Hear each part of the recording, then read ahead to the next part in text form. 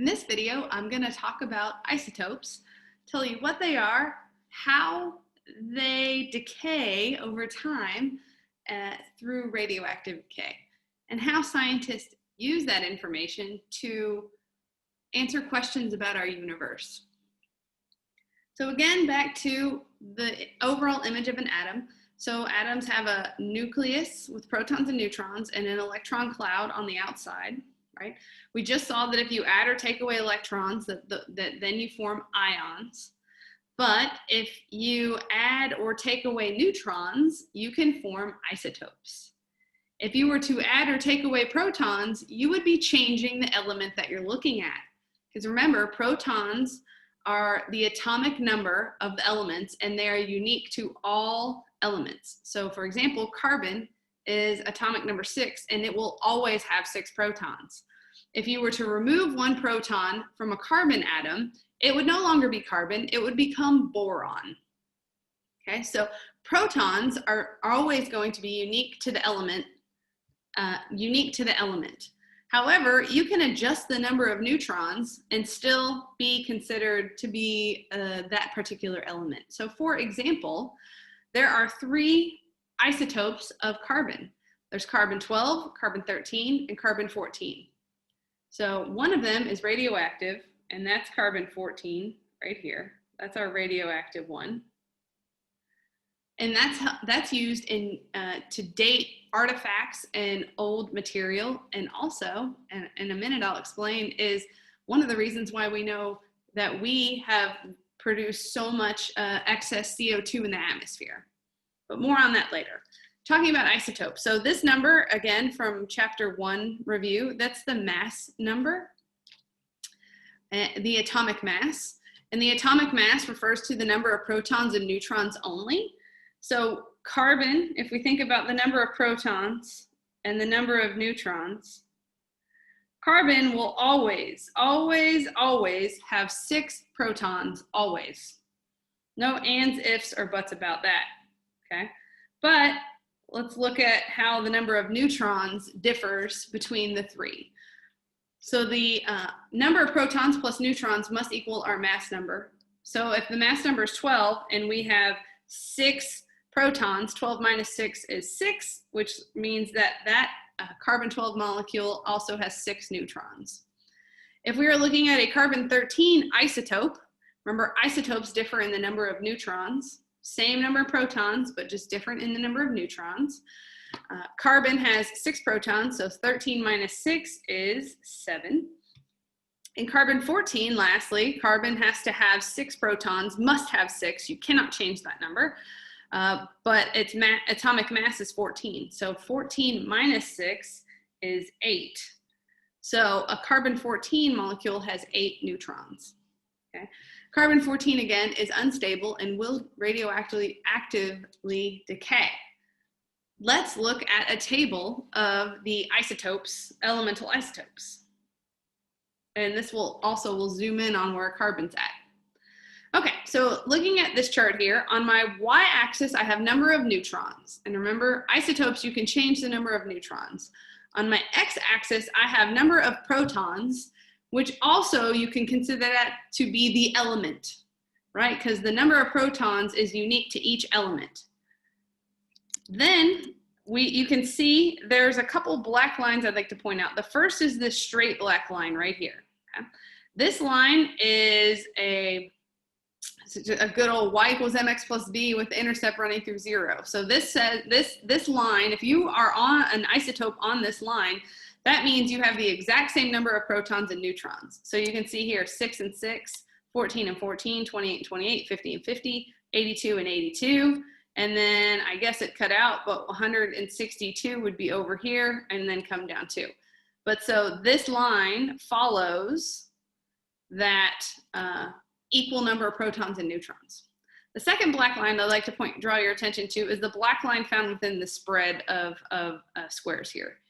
Each square in this graph represents one possible isotope for that element. Remember, elements are going to be on the verticals here because elements are number of protons. So if you were to run up one of these vertical lines, each square you can kind of zoom in and get an idea. You see how small those squares are, is a possible isotope for that element. Black squares are stable. That means that they will not decay over time or degrade over time. They're stable isotopes. Okay. If you go above, so you are heavy with the number of neutrons you have, you are unstable and you will eventually radioactively decay back down into a stable isotope.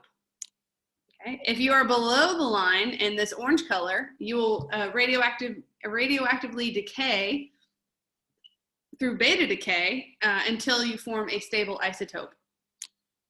Okay, so beta stands for beta decay and alpha stands for alpha decay, and fission is, that's getting nuts. That's fission is when you get to when the nucleus splits apart into multiple pieces. So that starts to talk about nuclear energy. So that's later on.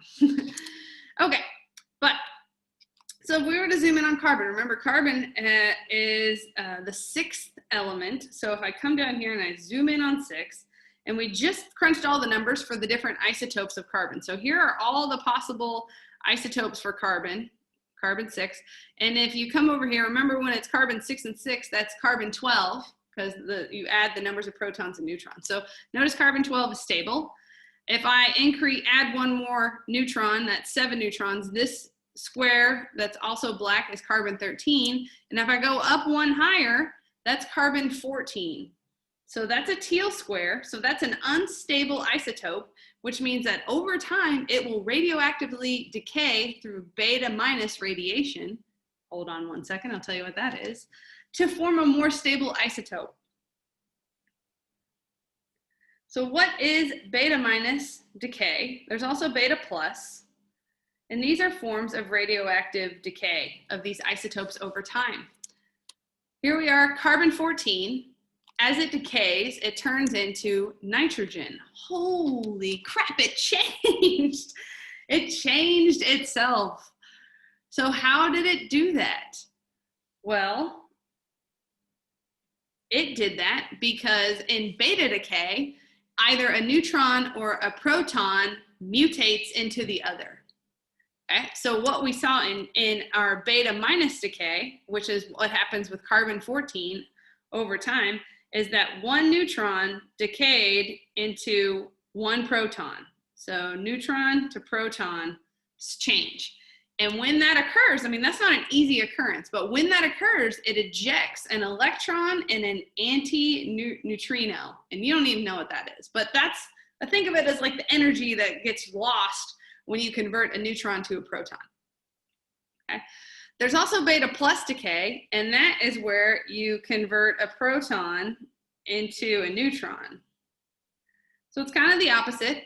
And instead of ejecting an electron, you eject a positron. And instead of ejecting an anti-neutrino, you eject a neutrino in that process. So just remember, think of these as the amount of energy it takes to flip one of those subatomic particles in the nucleus.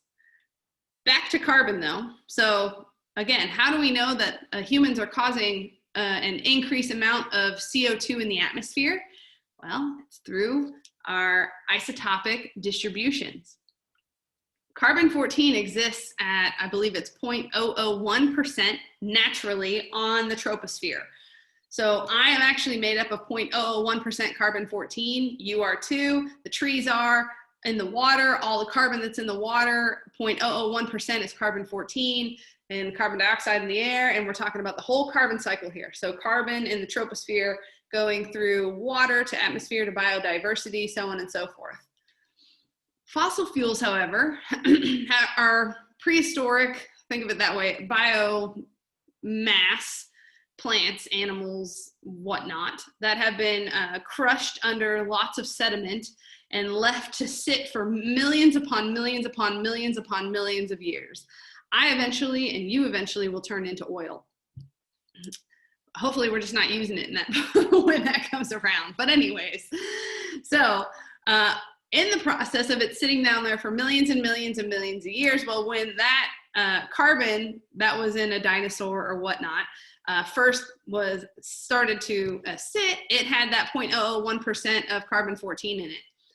Flash forward millions of years later, guess what? This radioactive decay has been occurring. And so all the carbon-14 that was once in that, the biomass, it has been converted to nitrogen.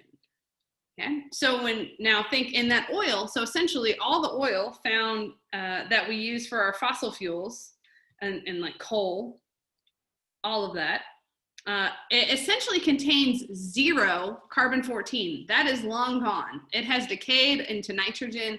So if you were to take, figure out what the isotopic distribution was between carbon-12, 13, and 14, you would find no carbon-14. So when scientists look at the isotopic distribution of carbon-14 in the atmosphere, they compare what it used to be to what it is now. And what it used to be was it used to have that ratio, kind of like pre-industrial revolution, or even early on in the industrial revolution, of the 0.001% carbon-14. So all the carbon dioxide and methane gas and all the carbon in our atmosphere carried that isotopic distribution. However, now when scientists test it, they notice that it's less than 0.001%, which means that we're adding more carbon-12 and carbon-13, and the reason that we're adding it is because we're burning fossil fuels like coal and oil for energy. And so that's disrupting the isotopic distribution, which actually is not a big deal in the grand scheme of Earth to mess with an isotopic distribution, but it's just the evidence that we have collected to say that humans are in fact involved with increased amounts of carbon dioxide and carbon in our atmosphere. And it's coming from fossil fuels because fossil fuels have no more carbon-12 in them. Hopefully that explains what isotopes are, what they look like, how you can see them decay over time, and how scientists use them to help us solve global mysteries. For more uses of isotopic distribution, it is in your book. I believe it was on page, it talks about how we know what old temperatures were.